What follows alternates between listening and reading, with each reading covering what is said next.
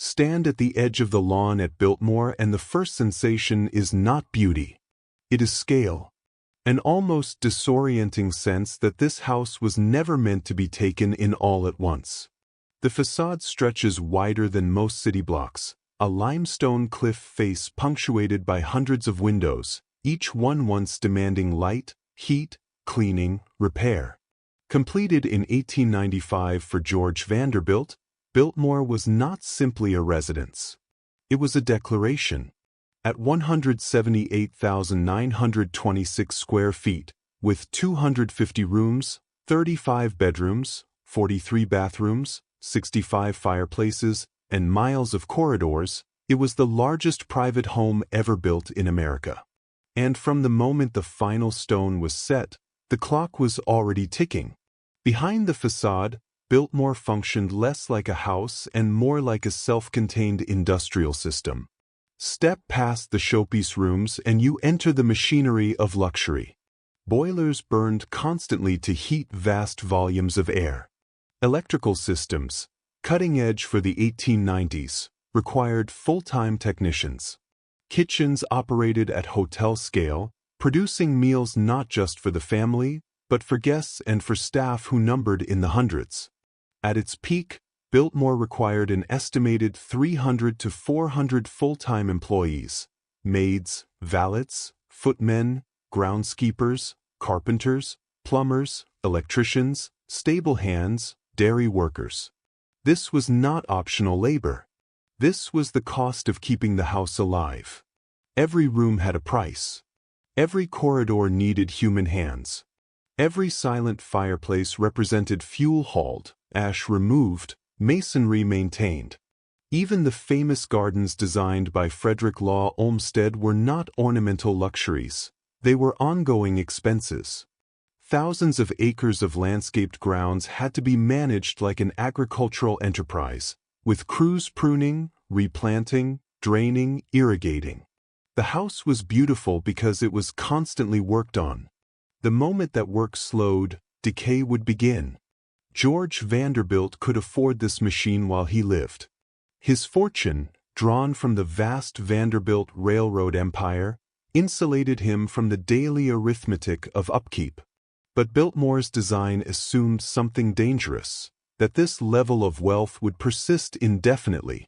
It assumed heirs with the same appetite for expense, the same tolerance for loss, the same ability to absorb costs that never stopped accumulating.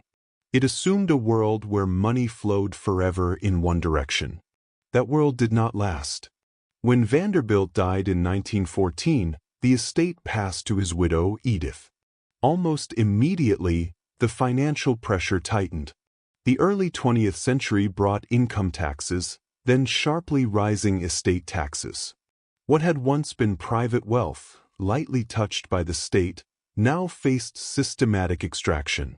Biltmore was no longer just a home, it was a taxable asset of staggering size. The larger it was, the more it cost simply to exist on paper. Then came World War I. Labor grew scarce and expensive. Materials became harder to source. Social attitudes shifted. The very idea of maintaining a private palace while the nation mobilized for war began to feel untenable. After the war, the economic ground shifted again. The 1920s brought volatility, followed by the Great Depression, and suddenly even dynastic fortunes felt fragile. Biltmore's expenses did not decline with the economy. The boilers still needed coal. The roofs still leaked. The staff still needed wages. The bill came due every day. Walk through the hidden corridors, the service passages intentionally designed so staff could move unseen, and you understand the real cost of scale. These spaces are not decorative. They exist because the visible rooms could not function without constant invisible motion. Trays carried, sheets laundered, pipes monitored, floors polished. A house of this size could not rest. Rest was decay. Stillness was failure. By the 1930s, the math no longer worked. The Vanderbilt family made a decision that would have been unthinkable a generation earlier. They opened the house to the public. Admission tickets became a revenue stream. What had been a private symbol of power became a semi-public institution, not out of nostalgia, but necessity. This was survival, not celebration. Biltmore endured only by transforming itself from a personal residence into a business. Even then, survival was narrow. Portions of the estate were sold off. Land that once formed a continuous aristocratic domain was broken apart, parceled, monetized. The house remained, but the original ecosystem of wealth that sustained it was gone. What visitors see today is not the triumph of preservation alone. It is the result of relentless financial adaptation. Biltmore exposes a truth the Gilded Age rarely acknowledged. Size multiplies vulnerability. The larger the structure, the more systems it requires. The more systems, the more specialized labor. The more labor, the more fixed cost. This is not romantic decay. It is economic gravity. A house that became a machine demanded constant fuel, and when the fuel supply wavered, the machine threatened to tear itself apart. Stand in the great hall and look upward. The ceiling soars. Stone arches rise with medieval confidence. It feels permanent, but permanence was an illusion purchased with constant expense. Behind the grandeur were ledgers, payrolls, maintenance schedules, tax assessments. Power without a crown still answers to arithmetic. Biltmore did not fail because it was abandoned. It nearly failed because it was loved, used, and maintained exactly as designed, at a scale no longer compatible with the world that followed. Its survival today is not proof that the Gilded Age worked. It is proof that it could not continue without reinvention. This is the quiet warning embedded in its walls. Bigger promised dominance. Instead, it produced dependency. A legacy with a price. A masterpiece that demanded payment long after the applause faded. Arrive at the breakers in Newport and the setting feels almost theatrical.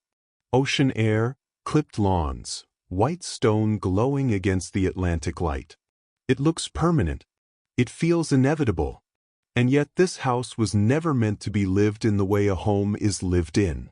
Built between 1893 and 1895 for Cornelius Vanderbilt II, the Breakers was designed as a summer cottage, a word that conceals more than it reveals.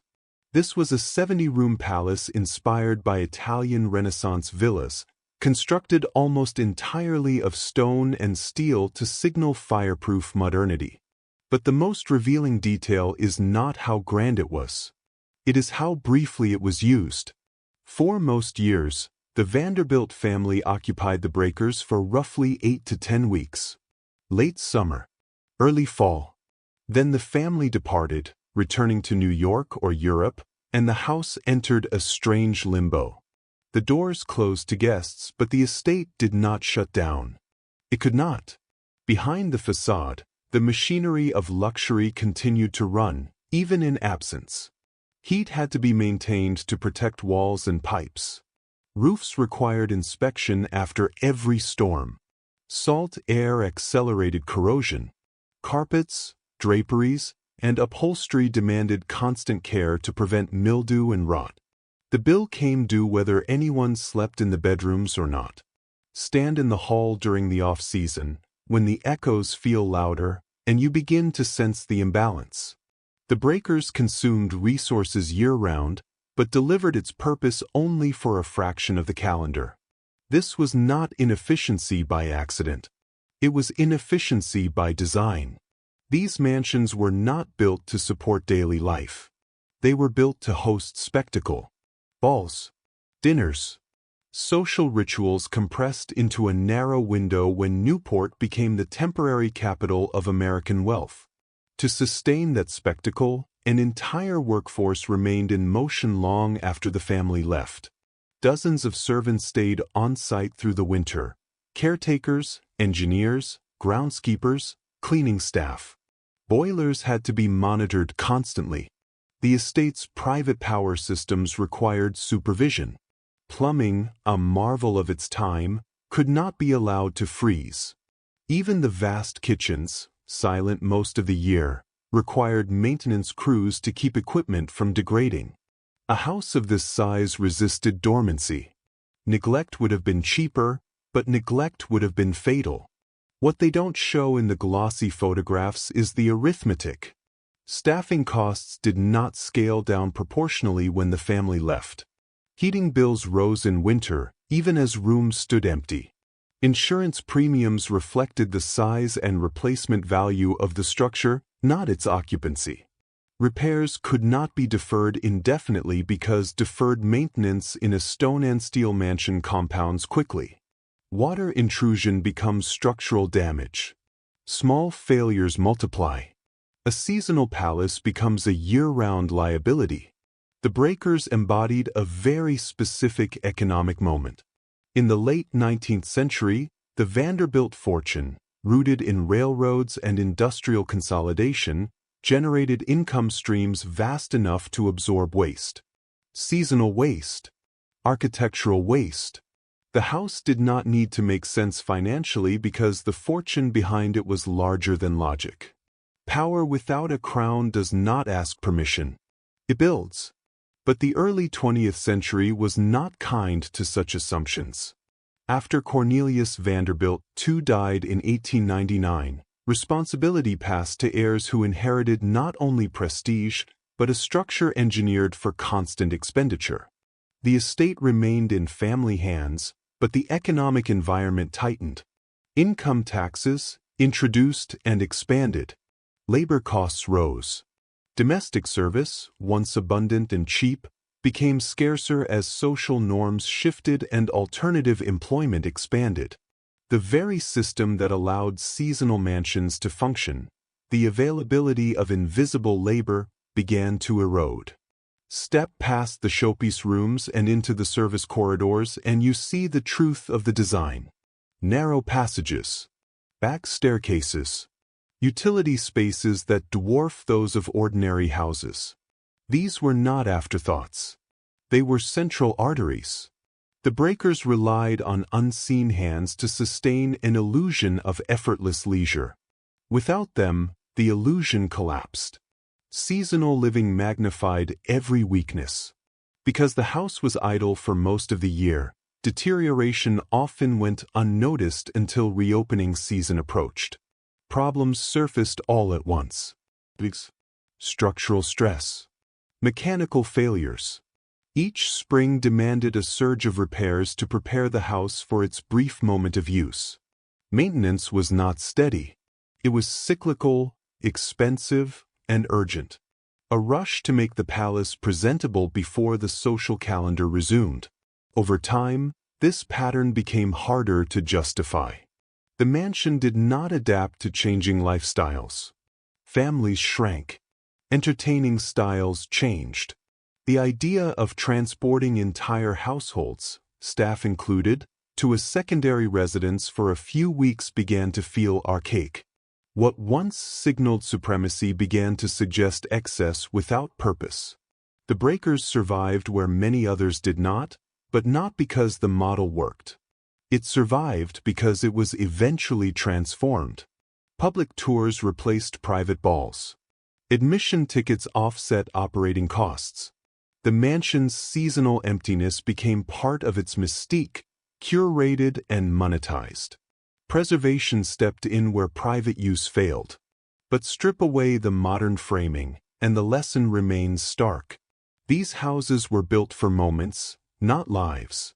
They burned resources to produce memory and status, not comfort or continuity. They were never intended to age gracefully within a changing economy. Seasonal luxury created permanent obligations. Walk the perimeter and consider the contradiction.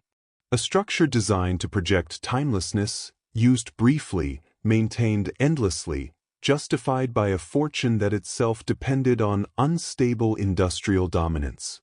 Behind the elegance was a system that could not scale down, only break. The breaker stands today as an icon, but also as evidence.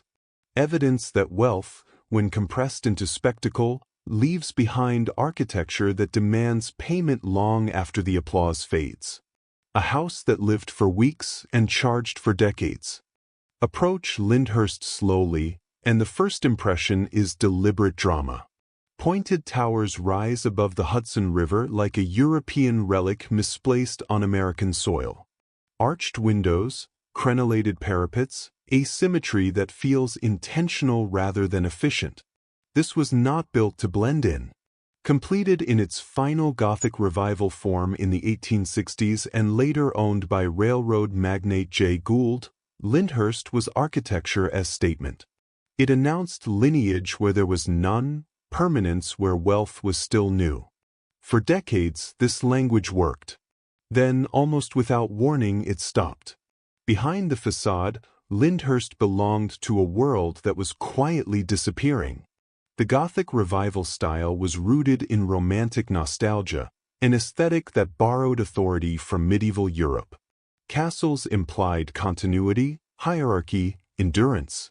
For America's Gilded Age elite, this mattered deeply. Industrial fortunes were powerful, but socially insecure. Architecture filled the gap. A house like Lyndhurst did not just shelter a family, it performed legitimacy.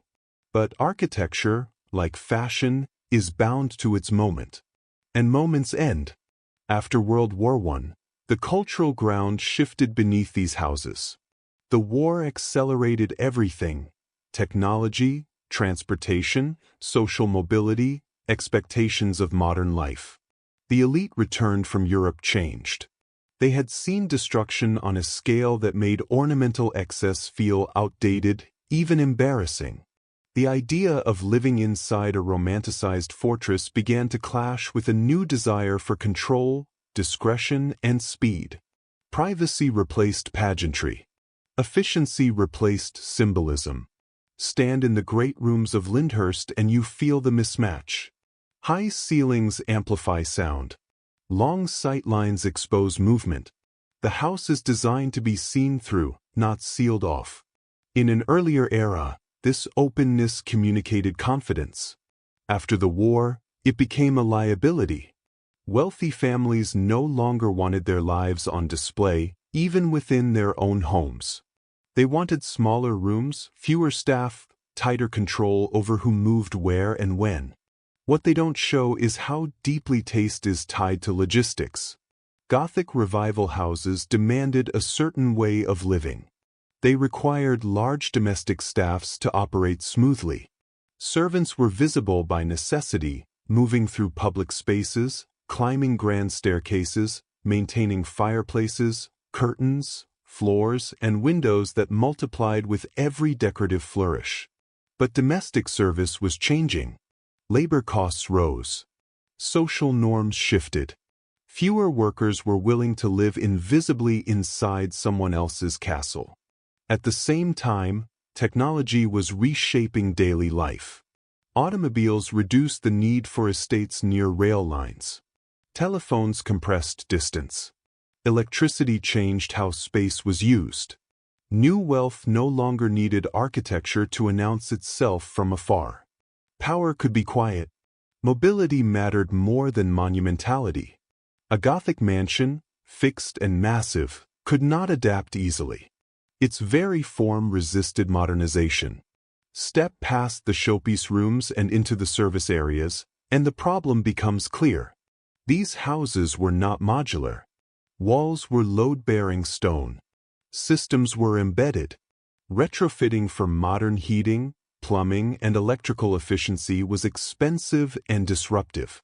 Smaller, newer homes could incorporate these changes seamlessly. Lyndhurst, like many of its peers, carried the weight of its own design decisions forward year after year. The cultural signal flipped. What once read as refined began to read as theatrical. Castles suggested an attachment to an old-world America was eager to outgrow. After the war, the elite wanted to look forward, not backward. Clean lines replaced ornament. Classical restraint gave way to modern minimalism. The Gothic revival, with its towers and shadows, felt heavy in an age obsessed with light, speed, and progress. This shift did not arrive with scandal or collapse. It arrived quietly. Families stopped building houses like Lyndhurst. Then they stopped wanting to live in them. Invitations dwindled. Rooms went unused. Entire wings fell into seasonal dormancy. The machinery of luxury still functioned, but its purpose faded. A house that once anchored social life became an awkward inheritance. Behind the scenes, costs continued. Roofs still needed repair. Stone still weathered. Landscapes still demanded care. But the social return on that investment declined. These houses no longer conferred status in the same way. In some circles, they began to signal stubbornness, even eccentricity. A refusal to adapt. Walk through Lyndhurst today and notice the silence. It is not abandonment. It is disuse by design. The house survives as an artifact because its original function dissolved. Preservation replaced habitation. Tours replaced dinners. History replaced living memory. This is the unseen power of cultural taste. It does not destroy buildings with fire or force. It renders them unnecessary. A structure can be perfectly maintained and still become obsolete. The elite did not flee Lyndhurst because it failed structurally. They left because it no longer aligned with how power wanted to be expressed. Who really paid for that shift? The families who maintained houses that no longer served them. The staff whose roles disappeared as lifestyles contracted. The buildings themselves, frozen in a language no longer spoken. Lyndhurst stands as a warning written in stone. Architecture that leans too heavily on symbolism risks irrelevance when symbols change. A house can survive war, weather, and time, yet lose its place the moment taste turns away. Behind the facade, this is how grandeur ends. Not with ruin, but with quiet disinterest. Stand on the bluff above the Hudson River and look at the Vanderbilt Mansion at Hyde Park. The view is deliberate. Water below, land stretching outward, the sense of command carefully framed. This was not merely a residence. It was a position. Built in stages from the late 1890s and refined into the early 20th century, the house embodied continuity, the idea that wealth could anchor itself to place and outlast the men who created it.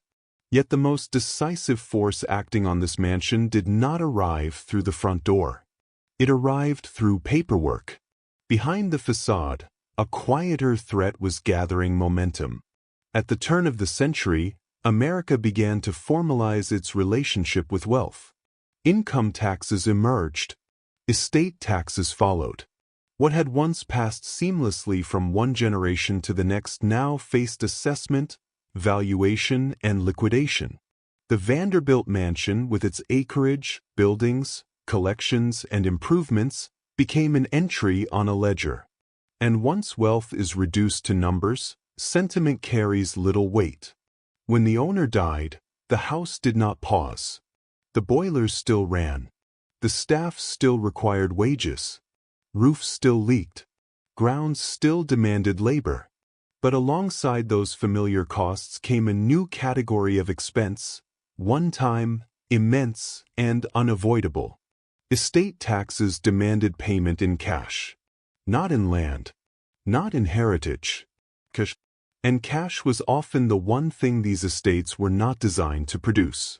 Step past the showpiece rooms and imagine the administrative aftermath of death. Appraisers moved through spaces never meant for scrutiny, assigning values to walls, windows, furniture, art. Each figure pushed the total higher. Each increase tightened the deadline. Executors faced impossible choices. Sell assets. Borrow against the estate. Break land apart. Or surrender the house entirely. Power without a crown discovers its limits quickly when the state knocks. What they don't show is how inheritance taxes reversed the logic of dynastic living. These houses were built on the assumption of permanence. Stone instead of wood. Imported materials. Craftsmanship meant to endure centuries. but the tax system treated them as liquid wealth frozen in architectural form. To keep the house was to accept ongoing taxation. To sell it was often to accept loss. To demolish it could, perversely, be the most rational option. Heirs learned this lesson brutally. They inherited responsibility without authority. The title of owner came bundled with payrolls, maintenance schedules, insurance premiums, and tax obligations that could exceed annual income. The mansion did not generate wealth, it consumed it. The bill came due not gradually, but all at once, on a timetable set by law. At Hyde Park, the solution was preservation through surrender. In 1940, the Vanderbilt family donated the mansion and grounds to the federal government.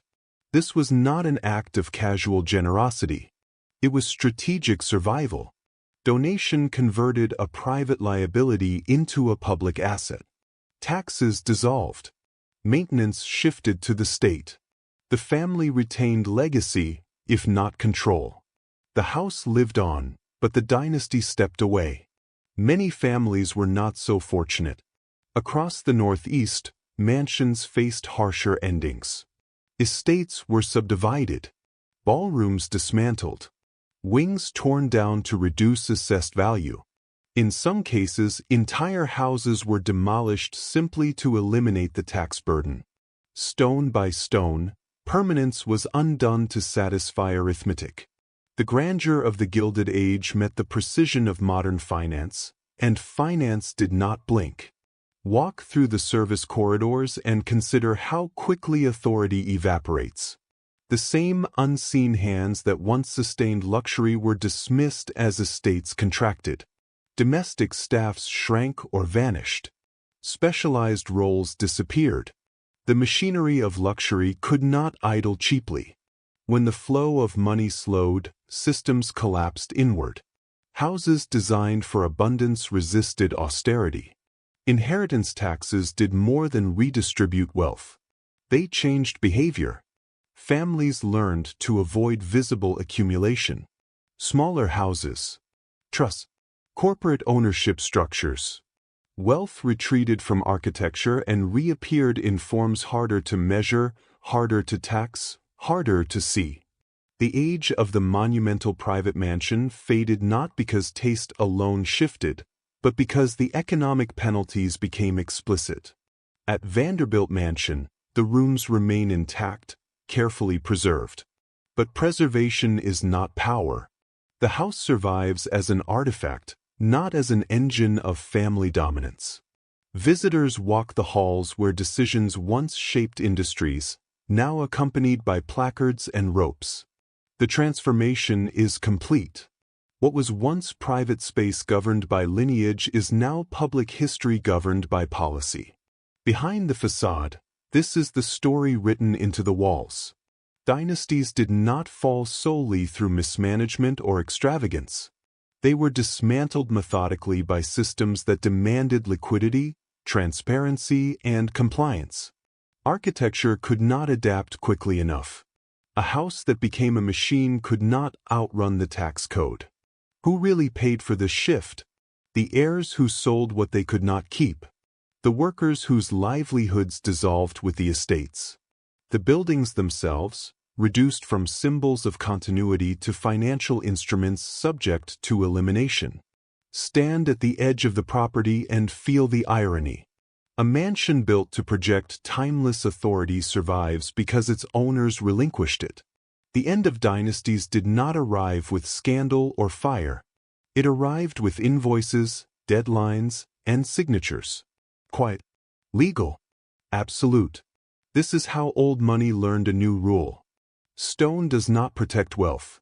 Size does not secure legacy. When the machinery of the state begins to turn, even the grandest houses must answer. And when they cannot, they are surrendered, sold, or erased. Approach Rosecliff and the effect is immediate. Bright white terraces. Symmetry sharpened for spectacle. The Atlantic stretching beyond like a carefully chosen backdrop. Built between 1899 and 1902 for Teresa Fair Ulrichs, Rosecliff was never meant to whisper wealth. It was meant to announce it, loudly and briefly. From the beginning, this house was less a residence than a stage set, engineered to produce a reaction the moment guests crossed the threshold.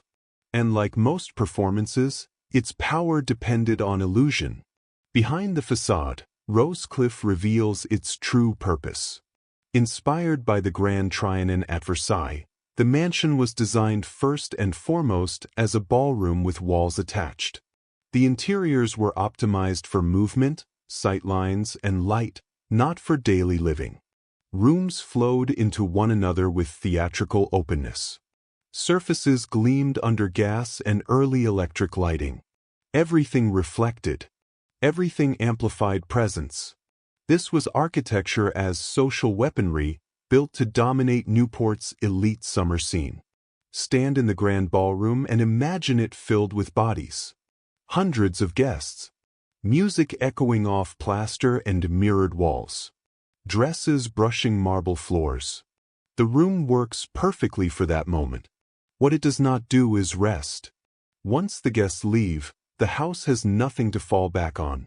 Its scale is awkward for intimacy. Its finishes are unforgiving to time. The very features that created awe accelerated decline. What they don't show is how fragile much of this grandeur was. Rosecliff relied heavily on decorative plaster, thin stone veneers, and lightweight framing hidden beneath its pristine exterior. This was not medieval masonry built for centuries. It was turn-of-the-century innovation pushing speed and effect over longevity. Construction moved quickly to meet social deadlines. Materials were chosen for appearance and cost efficiency, not for how they would behave after decades of humidity, salt air, and seasonal vacancy. Step past the showpiece rooms and the limits become clear.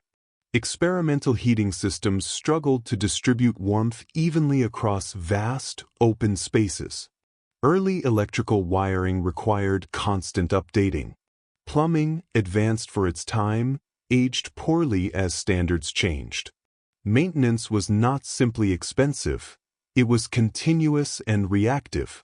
Each year revealed new failures, new cracks, new systems reaching the end of their useful life sooner than expected. Rosecliff's owners could afford this, until they could not.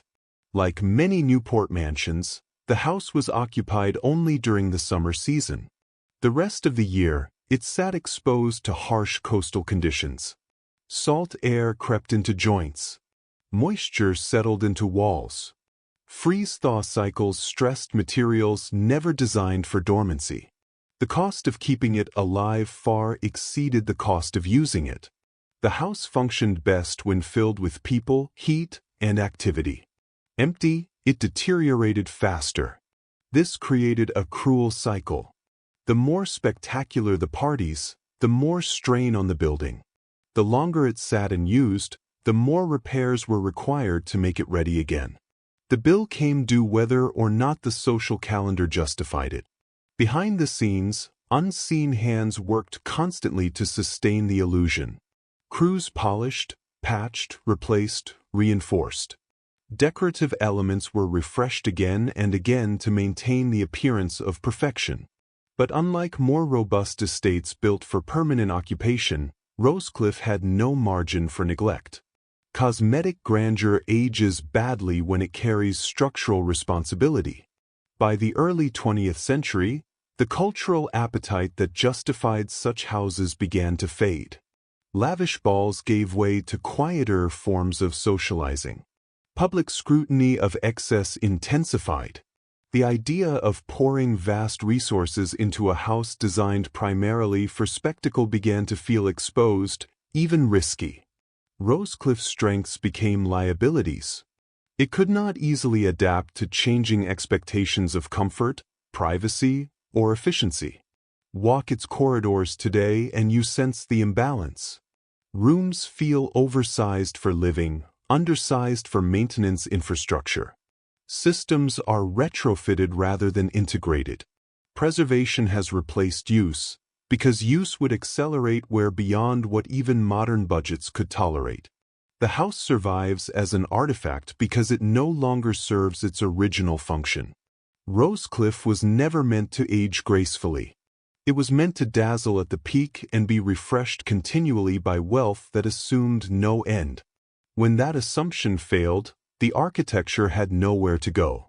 Unlike houses built as long-term residences, there was no secondary logic to fall back on. No agricultural backbone. No flexible floor plans. No structural excess to absorb change. This is the danger of architecture built as performance. It depends on constant reinforcement, financial, social, cultural. Once the audience thins, the performance collapses inward. The building remains, but its meaning drains away, leaving behind only cost and complication. Who really paid for this kind of beauty? Not just the owners who funded it, but the generations tasked with preserving an illusion that no longer matched reality. Staff hired to maintain surfaces that could not endure. Craftsmen called repeatedly to repair elements never meant to last. Public institutions that eventually absorbed the expense to prevent total loss.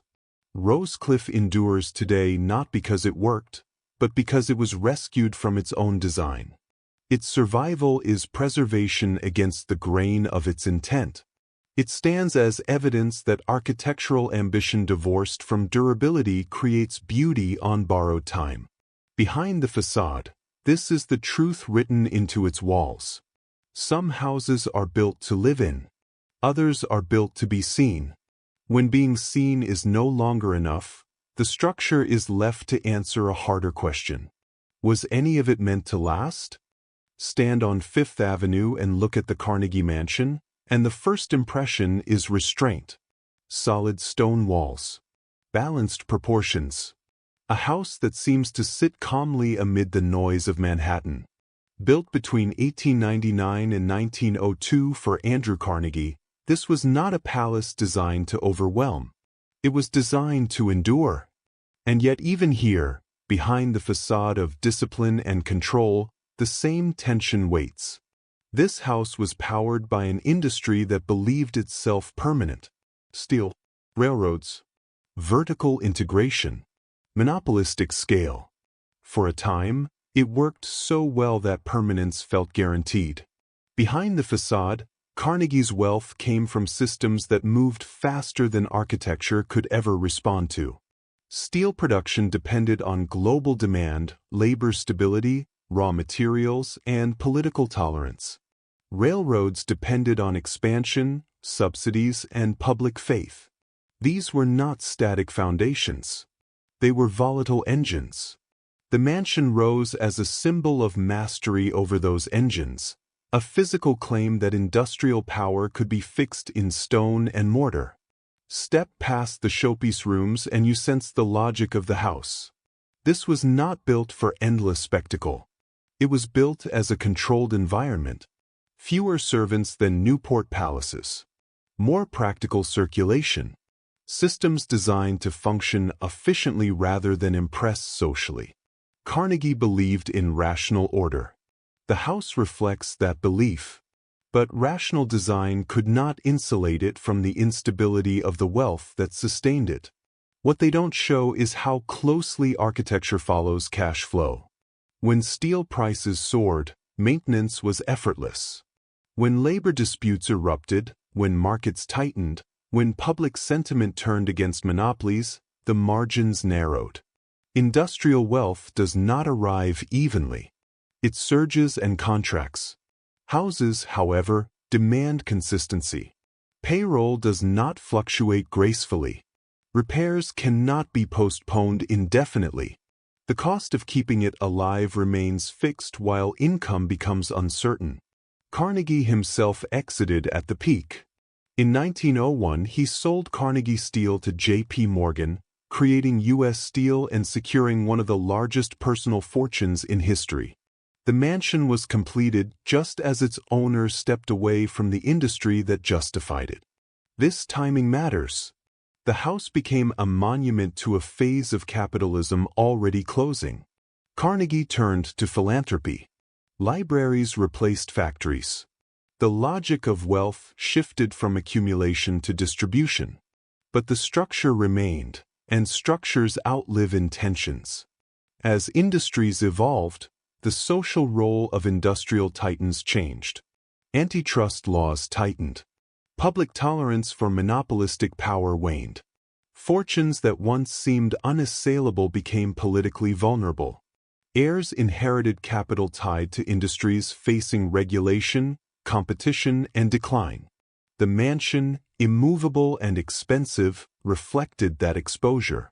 Walk through the hidden corridors and consider the unseen labor still required. Even a comparatively restrained house demanded chauffeurs, maids, engineers, security, and administrators. Urban mansions carried additional burdens: city taxes, rising land values, regulatory scrutiny. Fifth Avenue transformed from elite residential corridor to commercial artery. What once signaled prestige began to feel impractical, even obstructive. The Carnegie Mansion survived not because industrial wealth remained stable, but because it changed purpose before collapse forced its hand. In 1976, it became the home of the Cooper Hewitt Smithsonian Design Museum. This transition preserved the building by severing it from private dependence on industrial income. The house shifted from private symbol to public institution. Survival required reinvention. Many others did not adapt in time. Across the country, mansions tied to steel barons, railroad magnates, and industrial financiers faltered as industries consolidated, automated, or vanished. When factories closed or merged, the architectural consequences followed. Houses built to embody dominance suddenly embodied risk. Maintenance costs that once felt trivial became burdensome. The bill came due in an economy that no longer rewarded size alone. Architecture mirrored the fragility of early American capitalism because it shared its assumptions. Bigger meant safer. Control meant permanence. Integration meant immunity. But markets move faster than stone. Steel corrodes. Rail lines reroute. Industries that define an era rarely define the next. Houses, by contrast, remain fixed, waiting for a future that may never arrive. Stand in the Carnegie Mansion today and feel the quiet. The rooms are intact. The structure sound. But the context is gone. The house no longer speaks the language it was built to express. It has been translated into something else, preserved as design rather than dominance. The industrial machine that funded it has dissolved into history. Who really paid for this transition? The workers displaced as industries shifted. The families who inherited assets bound to declining sectors. The buildings themselves, forced to find new identities or face erasure. Behind the facade, this is the lesson etched into the walls. Industrial wealth feels solid until it isn't. Architecture can record confidence, but it cannot guarantee continuity. A house built on the promise of an industry inherits that industry's lifespan. When the engine stalls, the monument waits, exposed. The Carnegie Mansion stands not as proof that industrial capitalism endures, but as evidence that it must constantly reinvent itself, or be preserved by others once its original logic expires. Power without a crown still answers to change. And when change arrives faster than stone can adapt, even the most disciplined houses must surrender their original purpose to survive. Stand at the corner of Fifth Avenue and Central Park South and look at the plaza, and you are not looking at a house. You are looking at a decision. Built in 1907, the plaza occupies ground once dominated by private ambition, yet from its earliest days it understood something most Gilded Age mansions refused to accept. Stone alone would not keep it alive. Money had to move through it, constantly, or it would die. Behind the facade, the plaza exposes the flaw that doomed so many private mansions. A building of this scale cannot exist as a static possession. It must generate income equal to its appetite. Heating vast volumes of air, maintaining elevators, staffing kitchens, cleaning hundreds of rooms, repairing facades battered by city pollution. None of this pauses because a family goes on holiday or an heir loses interest. The cost of keeping it alive does not care who owns it. Step past the revolving doors and imagine the alternative. Imagine this structure as a private home. Hundreds of rooms, miles of corridors, staff quarters stacked invisibly above and below public space. A house that would require dozens of servants simply to function each day. A payroll that would rival a corporation. Private mansions tried this model. They failed. The plaza did not attempt nostalgia. It embraced commerce. What they don't show is how radical this shift was. In the Gilded Age, private residence equaled power. Opening one's doors to the public was unthinkable. Privacy was the currency of status. But as fortunes fractured and operating costs soared, that equation reversed. Privacy became a liability. Access became survival. The plaza was designed as a machine from the beginning. Guest rooms repeated efficiently. Service circulation isolated from public areas. Kitchens scaled for volume. Laundry systems designed for constant turnover. This was not domestic architecture inflated, it was commercial logic wrapped in limestone elegance. The building understood that beauty without revenue collapses under its own weight. Stand in the grand public spaces and feel the tension. Luxury surrounds you, but it is working. Guests arrive and depart. Staff rotate in shifts. Rooms are sold nightly. The building breathes because money flows through it. This is the difference between endurance and decay. A house that became a business could adapt. A house that remained a symbol could not. As the 20th century advanced, private mansions faced mounting pressure. Taxes rose. Labor costs climbed. Urban land values exploded. Families who once dominated entire neighborhoods found themselves sitting on assets too valuable to inhabit inefficiently. The choice became stark. Convert or surrender. Monetize or abandon. Hotels, museums, and institutions offered a solution that nostalgia could not. By opening doors, these buildings spread their costs across thousands of users instead of a single family. Maintenance became budgeted rather than personal. Preservation became justified economically. Survival was no longer emotional, it was operational. The plaza endured precisely because it allowed itself to change hands, change purposes, change internal systems without clinging to original ownership as identity. It weathered economic crashes, wars, and cultural shifts because it was never frozen as a private relic. When rooms needed updating, they were updated. When services evolved, infrastructure followed.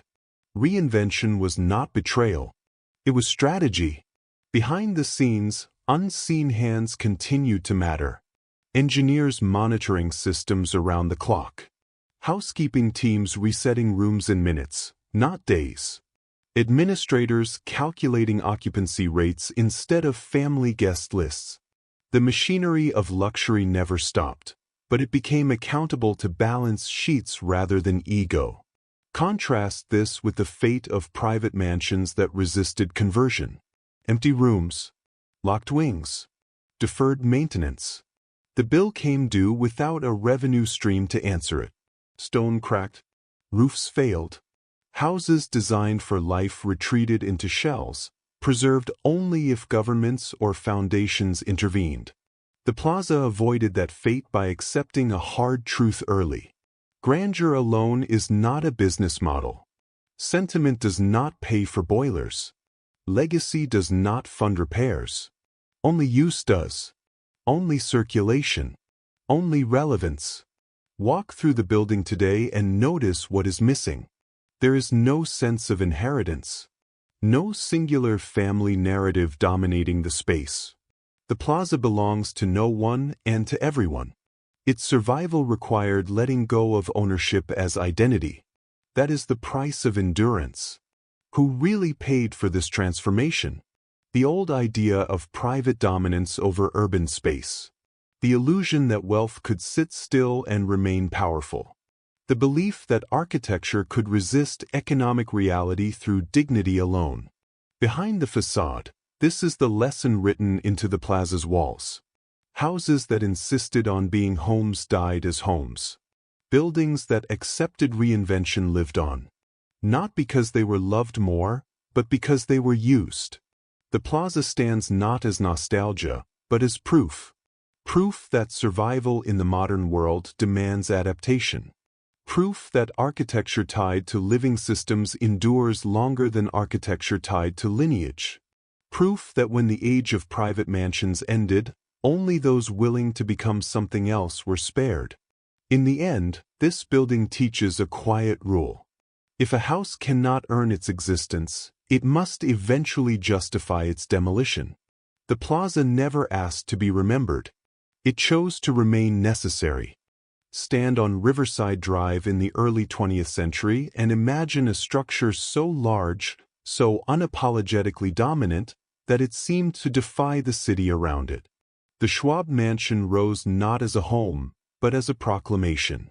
Completed in 1906 for Charles Tyson Yerkes Schwab, the steel magnate who briefly embodied the peak of American industrial power, it sprawled across an entire city block. 4 stories tall. French chateau styling. More than 40 rooms. Gardens, terraces, private drives. It was the largest private residence New York City had ever seen. And within just a few decades, it would be erased completely. Behind the facade, the mansion was never stable. It was built at the precise moment when American wealth reached its most aggressive confidence, and just before that confidence began to fracture. Schwab's fortune was immense but volatile, tied directly to the steel industry's cycles of expansion, speculation, and consolidation. The house was conceived as permanence, but funded by momentum. That distinction mattered more than anyone realized at the time. Step past the imagined gates and consider the logistics. A mansion of this scale demanded continuous labor. Heating systems large enough to warm cavernous rooms through New York winters. Staff numbering in the dozens to clean, cook, maintain, and manage the daily operations of a structure that never truly slept. City taxes that reflected not just land value, but the symbolic excess of the building itself. Insurance premiums scaled to a replacement cost few could even calculate accurately. The cost of keeping it alive was relentless. What they don't show is how quickly the arithmetic turned hostile. Schwab's personal finances shifted. Steel markets fluctuated. Corporate control changed hands. The house, however, did not shrink with circumstances. It remained fixed, massive, and expensive. Unlike earlier estates tucked into rural landscapes, this mansion sat inside a city rapidly transforming around it. Land values soared. Urban density intensified. A single-family palace occupying prime Manhattan real estate began to look less like a triumph and more like an obstruction. Stand in the mental image of its grand halls and feel the isolation. The mansion was too large to be intimate, too singular to be adaptable. It could not be subdivided easily. It could not generate income without radical conversion. It existed for one purpose only, to signal aristocratic dominance in a republic increasingly uncomfortable with that idea. Behind the scenes, unseen hands worked to maintain a lifestyle that no longer matched the city's trajectory. Domestic service grew more expensive. Labor expectations changed. The visibility of excess drew criticism rather than admiration. The cultural environment that once rewarded spectacle now questioned it. The house became a target not of mobs, but of indifference and calculation. When Schwab sold the mansion in 1917, the illusion cracked. Ownership changed, but the problem remained. What does one do with a house built to be the largest, in a city that no longer values largeness for its own sake? The answer, eventually, was demolition. The decision to tear down the Schwab mansion was not driven by ruin or collapse. The structure was sound. It was not abandoned in decay. It was deliberately removed.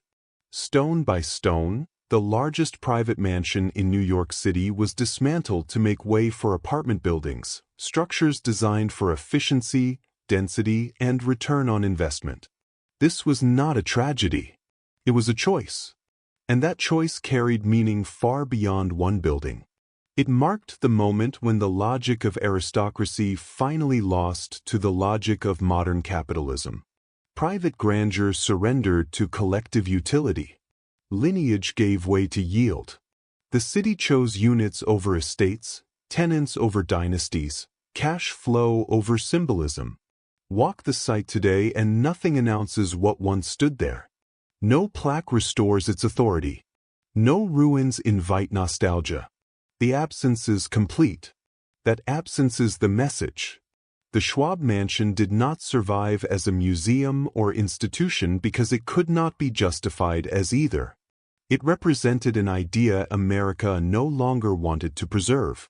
Behind the facade, now gone, the house embodied a belief that industrial titans could translate economic dominance into social permanence. That belief died here. Not quietly, not gradually, but decisively. Demolition is an act without ambiguity. It says this no longer serves us. Who really paid for that decision? The vision of inherited power. The notion that wealth could freeze itself into stone and command respect indefinitely. The fantasy that America would tolerate private aristocracy in physical form once the economic system matured. The Schwab mansion's destruction marked a psychological turning point. After this, few attempted to build private residences on such a scale in American cities. The message was clear.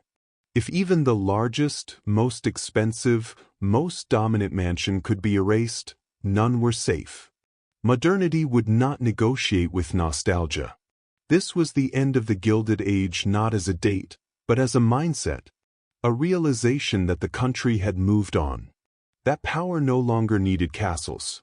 That efficiency, anonymity, and flexibility mattered more than display. The mansion fell not because it failed structurally, but because it succeeded too loudly in a world that had changed its values. Behind the vanished walls, this is what remains. A lesson carved not in stone, but in absence. America chose the future over the past, not with speeches or laws, but with wrecking balls and blueprints. The Schwab mansion did not decay into history. It was removed from it. And in that removal, the age it represented died with it.